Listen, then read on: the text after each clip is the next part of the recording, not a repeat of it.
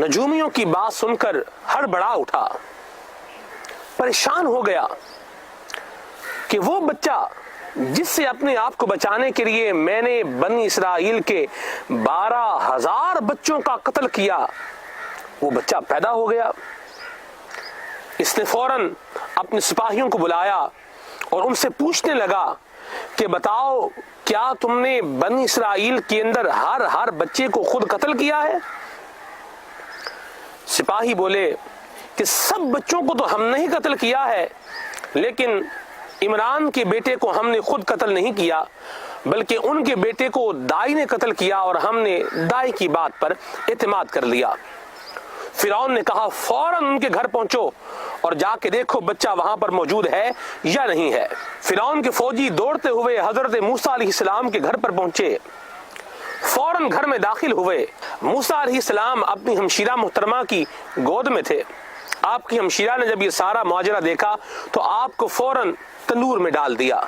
فرعون کے سپاہی سارے گھر کی تلاشی لیتے رہے لیکن موسیٰ علیہ السلام کو تلاش نہ کر سکے۔ حضرت سیدنا موسیٰ علیہ السلام کی عمر 40 دن ہو چکی تھی اور آپ کی والدہ ماجدہ کو یہ خطرہ لاحق تھا، یہ بات جانتی تھی آپ کہ میرے بیٹے کی زندگی مشکل میں ہے۔ چنانچہ ڈیسیژن لیا، فیصلہ لیا کہ کیوں نہ اس بچے کو ایک صندوق میں ڈال کر، کشتی میں ڈال کر دریائے نیل میں بہا دیا جائے، اللہ تبارک و تعالیٰ کے سپرد کر دیا جائے کہ وہاں سے ان کو کوئی اور اٹھائے گا اور ان کی پرورش کر لے گا۔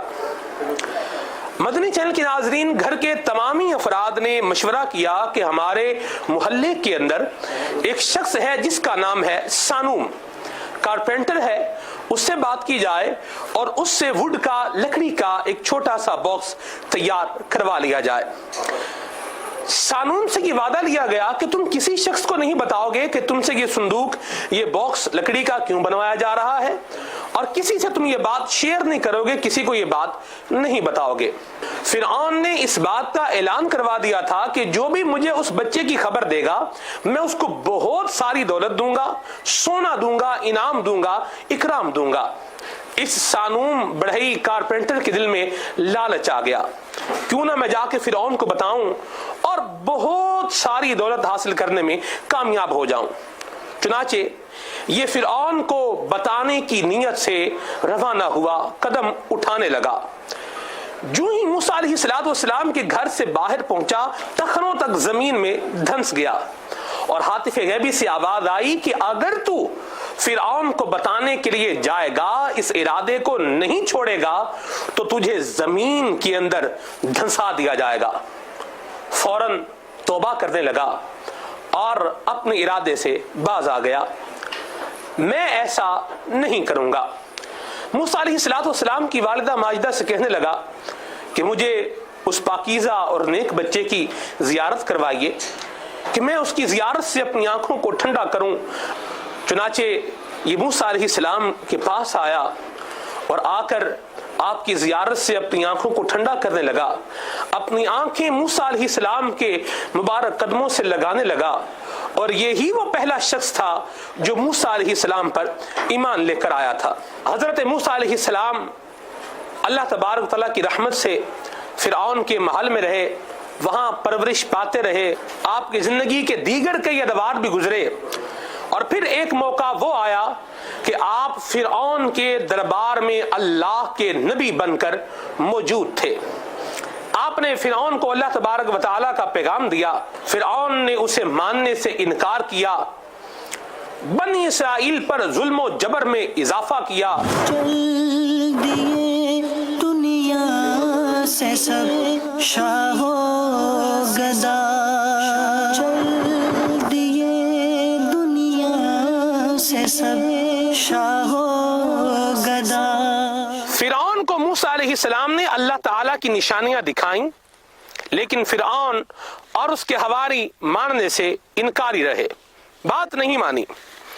حضرت سیدنا موسیٰ علیہ السلام نے اللہ تبارک و تعالیٰ کی بارگاہ میں دعا کی، یا مالک مولا، کسی طرح سے بنی اسرائیل کو قبطیوں سے، فرعونیوں سے نجات عطا فرما کہ یہ بے خوف ہو کر تیری عبادت کر سکیں۔ اللہ تبارک و تعالیٰ کی طرف سے حکم ملا کہ یہاں سے کوچ کر جاؤ اور فرعون اگر تمہارے پیچھے آئے گا تو مارا جائے گا۔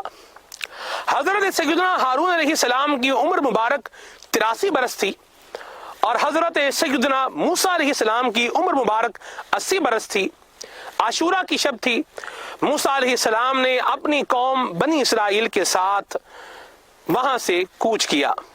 موسیٰ علیہ السلام نے بنی اسرائیل کو خفیتاً پیغام دیا کہ آپ سب لوگ شہر سے باہر ایک میدان میں جمع ہو جائیں اور پھر ہم وہاں سے رات کے وقت میں کوچ کر جائیں گے۔ بنی اسرائیل جب وہاں سے نکل کر باہر میدان میں جانے لگے، اپنے علاقے سے نکل کر جب باہر میدان میں جانے لگے تو فرعون نے پوچھا کہ یہ لوگ باہر کیوں جا رہے ہیں؟ تو اسے کہا گیا کہ ان لوگوں کا عید کا دن یعنی عاشورہ کا دن آنے والا ہے، لہذا اللہ تبارک و تعالیٰ کی عبادت کرنے کے لیے، عید منانے کے لیے یہ افراد وہاں پر جمع ہو رہے ہیں۔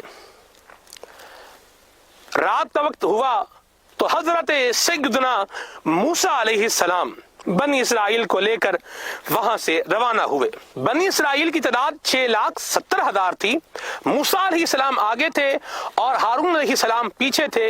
یوں یہ سارے افراد وہاں سے رات کے وقت میں روانہ ہو گئے۔ صبح کے وقت فرعون کو خبر مل چکی تھی کہ بنی اسرائیل یہ سارے افراد یہاں سے روانہ ہو چکے ہیں، چنانچہ فرعون نے بنی اسرائیل کا پیچھا کرنے کا ارادہ کر لیا۔ اللہ تبارک و تعالیٰ نے موسیٰ علیہ السلام کو وحی فرمائی کہ دریا پر اپنا عصا ماریے، اس کے اندر راستے بنا دیے جائیں گے۔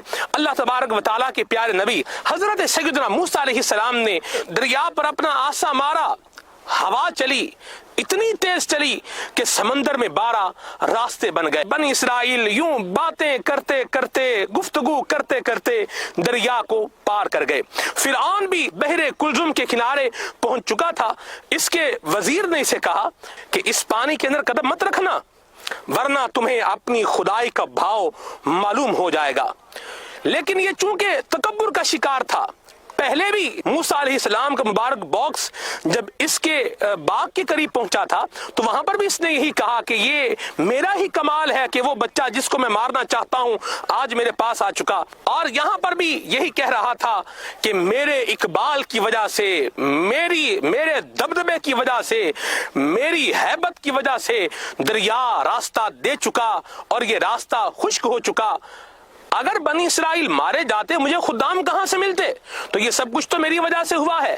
لیکن یہ تھوڑا مخمسے کا شکار اس وقت ہوا جب اسے اس کے وزراء نے کہا کہ تم یہاں پر داخل نہ ہونا۔ اللہ تبارک و تعالیٰ کی ذات بابرکات جو فیصلہ کرتی ہے ہوتا وہی ہے جو منظور خدا ہوتا ہے۔ حضرت جبریل امین علیہ السلام اپنے گھوڑے پر تشریف لائے اور فرعون کا گھوڑا حضرت جبریل امین علیہ السلام کی گھوڑے کے پیچھے بھاگنے لگا۔ فرعون نہ چاہتے ہوئے بھی اس دریا میں داخل ہوا۔ فرعون کے جتنے پیروی کرنے والے تھے، فرعونی تھے، فرعونی لشکر کے افراد تھے، وہ بھی دریا میں داخل ہوئے۔ اللہ تبارک و تعالیٰ کا کرنا ایسا ہوا، وہ پانی کی دیواریں دوبارہ پانی میں تبدیل ہو گئیں، وہ راستے ختم ہو گئے، فرعون پانی کے اندر غرق ہو گیا، ڈوب گیا، اور سارے اس کے فوجی وہ بھی ڈوب گئے۔ جو اللہ تبارک و تعالیٰ کی نافرمانی کرے گا یا جو اللہ تبارک و تعالیٰ کی ذات بابرکات سے جنگ کرے گا یا اللہ تبارک و تعالیٰ کی ذات کی توہین کرے گا، اس کا نام و نشان مٹ جائے گا، ملیا میٹ ہو جائے گا۔ جگہ جی لگانے کی دنیا نہیں ہے، یہ عبرت کی جا ہے، تماشا نہیں ہے۔ اللہ بچائے، اللہ بچائے۔ فرعون کی جو ممی ہے، وہ جو حنوط شدہ لاش ملتی ہے، اس کے بارے میں مختلف اقوال ہیں۔ ایک قول یہ ہے کہ وہ فرعون جس کی ہمیں ممی دیکھنے کو ملتی ہے یہ موسیٰ علیہ السلام والا فرعون نہیں ہے، اور بھی فرعین، کافی سارے فرعین ہیں یہ۔ اور ایک قول کے مطابق یہ ہے کہ اس کی فرعون کی جو لاش تھی اس کو چیل کوے اس کو کھا گئے تھے، ایک قول یہ بھی بیان کیا جاتا ہے۔ ہاں جی، اور یہ بھی بہرحال بیان کیا گیا ہے، قول یہ بھی ہے کہ اس کی لاش پھر حنوط کر کے اس کو مطلب وہ رکھ دیا گیا، اور آج تک تاجگانہ عبرت ہے۔ اللہ بچائے، توبہ۔ یقین مانے مدنی چینل کے ناظرین، اس کو جو آپ فرعون کی ممی دکھائی جاتی ہے، بتائی جاتی ہے، اس کو دیکھ کر تو تھو تھو کرنے کا بھی جو ہے وہ دل نہیں کرتا.